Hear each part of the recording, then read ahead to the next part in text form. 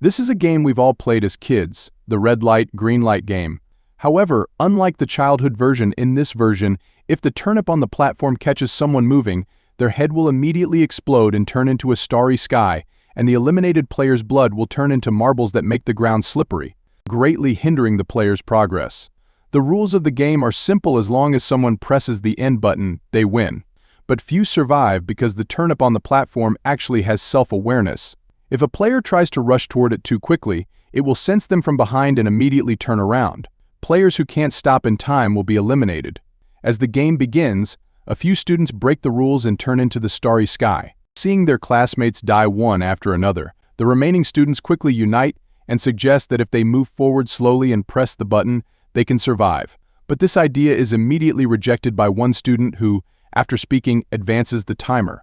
With the remaining time decreasing, the group attempts to sprint toward the button. However, the turnip transforms into an elite form, and the students either. As the players struggle to stop, some slip on the blood-covered marbles and are eliminated by the turnip. After these eliminations, only the smart-eyed boy and a trembling boy who doesn't dare to move are left. Even more terrifying is that there's only half a minute left on the clock. The smart-eyed boy carefully analyzes the situation and realizes that with such little time left, it's nearly impossible to press the button while navigating through the obstacles of bodies and marbles. So, he bends down and tells the trembling boy to step on his back and leap over. Summoning his courage, the trembling boy makes the jump and presses the button in the last second, ending the game. But just as they celebrate their narrow escape, the turnip announces that only the person who presses the button can survive. The kind-hearted boy, seeing his classmates lying all around, falls into deep thought. Afterward, he meets a girl who is also a survivor. The two try to call the police, but their phones have no signal, so they attempt to flee the school. However, the doors are tightly sealed. Unbeknownst to them, the school is surrounded by a massive floating cube suspended over the city. Those inside cannot leave, and the military outside cannot enter. Meanwhile, a priest declares on television that this is the will of the gods, who are selecting their son to lead humanity and save the damned. He urges people to trust in the gods, but society falls into panic, with parents fearing for their children. What they don't realize is that this was just the first test, and already 95% of the students have perished. The girl and the boy, unable to escape, reluctantly head to the basketball court. As soon as they enter, a giant beckoning cat emerges from the ground, signaling the start of the second round. The rule for this round is to throw spirits into the basketball hoop. The huge beckoning cat shocks everyone into a confusion. But as the next phase begins, the students are terrified, frantically trying to dodge the cat's attacks.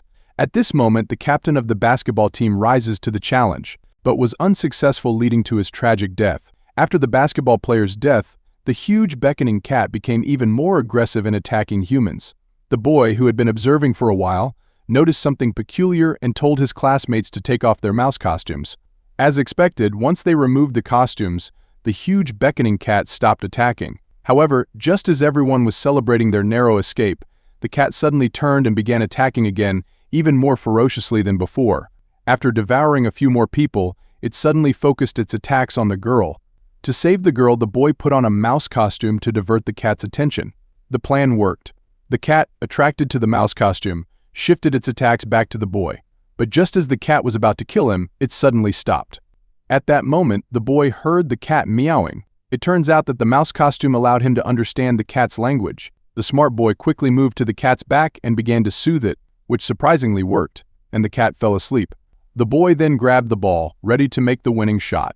But at this critical moment, his classmates began fighting over the spirit orb, fearing, due to the first round, that only the person who made the shot would survive. Their noisy argument woke the cat, which resumed its slaughter. With time running out, there was no opportunity to soothe the cat again. In a final burst of concentration, the boy grabbed the girl and ran to the locker room. He wrapped the spirit orb in a basketball and then pretended to be holding something else, deliberately exposing part of it to trick the cat into thinking the girl was holding the real orb. The plan worked. The cat attacked the girl, but on the other side, the smart boy had already thrown the basketball, but his skills were poor and he missed the shot. However, in the final second, the GI suddenly appeared and saved the day by successfully making the basket, ending the game. But just as the system announced the list of winners, it turned out that only the girl, the boy, and one other person were declared victors. The truth was that the GTL had killed the other 3 players, believing this was a divine selection game where only those truly capable deserved to survive, while those who wanted to coast through had to die. The huge beckoning cat then released a white smoke that knocked the three of them unconscious. When they awoke, they found themselves captured by wooden puppets, who announced the rules for the third round. This is when the real massacre began. The second player was blindfolded and brought onto the stage, where 4 wooden puppets circled him, singing and dancing. After the song, if the player couldn't identify which puppet was behind him, he would meet the same gruesome fate as the girl at the beginning of the game. When the puppets stopped, the man couldn't guess correctly, and the puppets brutally crushed him to death. Watching his companion being smashed to pieces filled the boy with an unprecedented sense of fear and pressure, especially since he was the next player. After the puppets finished their song, he too couldn't guess, and he collapsed to the ground in despair. Just as the timer was about to run out, the puppet on his right spoke, but instead of responding, the smart boy cleverly identified the puppet behind him. It turns out that during the short-haired girl's turn at the beginning of the game, the boy had recorded the sound of the puppet on the left. As the timer was about to expire, he pretended not to know the answer and played the recording, tricking the puppet on the right into speaking. By distinguishing the voice, he was able to figure out which puppet was behind him and successfully survived the round. After successfully identifying the puppet, it transformed into a key. The boy and the girl left the room and encountered other players who had also succeeded. Some had guessed correctly by luck, while the girl had obtained his key by killing other players. Soon, a puppet with 7 keyholes appeared, and after everyone inserted their keys, they were transported to the 4th round. This round, named Truth or Dare, was hosted by a polar bear. The bear posed questions to the players, and if anyone lied, the bear would brutally kill them. The first question was, "What is your favorite food?" Everyone answered truthfully, but the bear claimed someone lied and then killed a random bystander. The second question was whether the players liked or disliked the boy. The group answered honestly. 3 men said they disliked him, while 2 women said they liked him. However, the bear once again accused someone of lying and killed another person. After the bear's death, the boy suddenly realized that the bear itself was the liar. Earlier, the girl had performed a trick for the boy, so he knew the girl wasn't lying. This meant that none of the players were lying.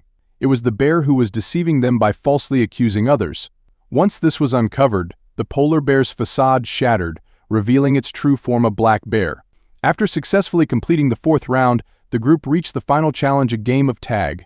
They had to choose one person to be it. The it player had to catch the remaining 3 players before sunset to win, while those caught would be eliminated. The last player standing had the option to kick away a can containing explosives, sacrificing themselves to save the other players from being captured. After the puppet explained the rules, the players drew lots.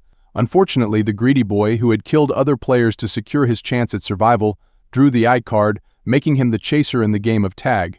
As expected, since the greedy boy was the strongest among them, it didn't take long for him to catch all the players except for the boy, who managed to hide perfectly. However, just as the sun was setting, the boy chose to kick the can to save the 3 caught players. But to his surprise, the can didn't explode.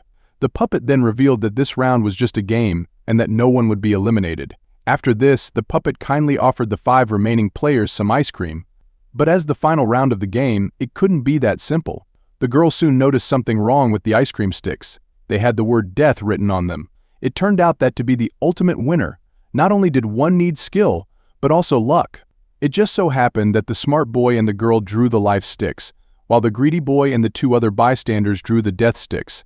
They were promptly eliminated by the puppet. The boy and the girl then successfully exited the cube. Meanwhile, other cubes around the city were also selecting their winners, with each survivor facing yet another series of trials.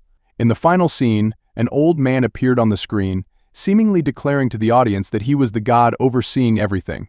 Thanks for watching. Please drop a heart to help our channel out.